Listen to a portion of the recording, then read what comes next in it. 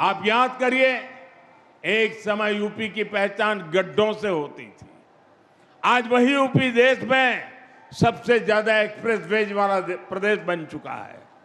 पहले यहां पड़ोस के जिले तक जाना भी बड़ा मुश्किल होता था, लेकिन आज उत्तर प्रदेश में 21 एयरपोर्ट है, 5 इंटरनेशनल एयरपोर्ट है। अब तो नोएडा इंटरनेशनल एयरपोर्ट का उद्घाटन भी हो चुका है। गंगा एक्सप्रेसवे से नोएडा इंटरनेशनल एयरपोर्ट कुछ ही घंटों की दूरी पर है।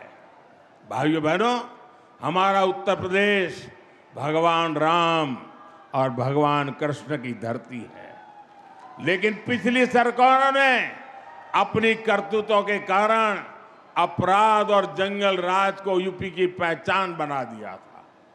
यूपी के माफियाओं पर फिल्में बनती थी, लेकिन अब यूपी की कानून व्यवस्था का देश भर में उदाहरण दिया जाता है।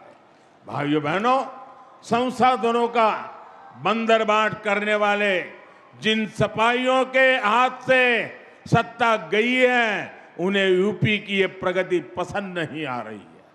वो एक बार फिर यूपी को पुराने दौर में धकेलना चाहते हैं। वो एक बार फिर समाज को बांटना और तोड़ना चाहते हैं। साथियों, समाजवादी पार्टी विकास विरोधी भी है और नारी विरोधी भी है। अभी बीते दिनों देश ने एक बार फिर सपा और कांग्रेस जैसी पार्टियों का असली चेहरा देखा है। केंद्र की एनडीए सरकार संसद में नारी शक्ति वंदन संशोधन लेकर आई थी। अगर ये संशोधन पास हो जाता तो साल 2029 के चुनाव से ही महिलाओं को विधानसभा और लोकसभा में आरक्षण मिल जाता। बड़ी संख्या में हमारी माताएं बहनें सांसद विधायक बनकर दिल्ली लखनऊ पहुंचती, वो भी किसी और वर्ग की सीटें कम हुए बिना। लेकिन सपा ने इस संशोधन बिल के खिलाफ वोट किया। साथियों, इस बिल से सभी राज्यों की सीटें भी बढ़ती है। हमने संसद में साफ साफ कहा था सभी राज्यों की सीटें एक ही अनुपात में बढ़ेगी, लेकिन यूपी को गाली देकर पॉलिटिक्स करने वाली डीएमके जैसी पार्टियां, उन्हें इस बात पर आपत्ति थी कि यूपी की सीटें क्यों बढ़ेगी।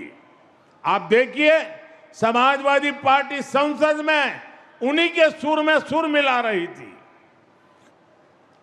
ये सपा वाले यहां से आपके वोट लेकर संसद जाते हैं और संसद में यूपी के लोगों को गाली देने वालों के साथ खड़े हो जाते हैं। इसलिए यूपी के लोग कहते हैं समाजवादी पार्टी कभी सुधर नहीं सकती है। ये लोग हमेशा महिला विरोधी राजनीति ही करेंगे। ये हमेशा तुष्टिकरण और अपराधियों के साथ खड़े रहेंगे। सपा कभी भी परिवारवाद और जातिवाद से ऊपर उठ नहीं सकती। ये लोग हमेशा विकास विरोधी राजनीति करेंगे। यूपी को सपा और उसके सहयोगियों से सावधान रहना है। साथियों, आज देश एक ही संकल्प लेकर आगे बढ़ रहा है, विकसित भारत का संकल्प। इस संकल्प को पूरा करने में उत्तर प्रदेश की बहुत बड़ी भूमिका है। आप सब देख रहे हैं आज पूरी दुनिया कैसे युद्ध, अशांति और अस्थिरता में फंसी हुई है। दुनिया के बड़े बड़े देशों में हालत खराब है, लेकिन भारत विकास के रास्ते पर उसी रफ्तार से आगे बढ़ रहा है। बाहर के दुश्मनों को यह पसंद नहीं आ रहा। भीतर बैठे कुछ लोग भी सत्ता की भूख में भारत को नीचा दिखाने की कोशिश में लगे हैं।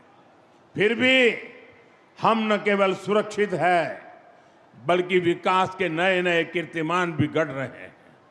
हम आत्मनिर्भर भारत का अभियान को आगे बढ़ा रहे हैं। हम आधुनिक से आधुनिक इंफ्रास्ट्रक्चर का निर्माण कर रहे हैं। गंगा एक्सप्रेसवे इसी दिशा में एक और मजबूत कदम है। मुझे विश्वास है गंगा एक्सप्रेसवे जिन संभावनाओं को हमारे दरवाजे तक लेकर आएगा, यूपी के लोग अपने परिश्रम और अपनी प्रतिभा से उन्हें साकार करके रहेंगे।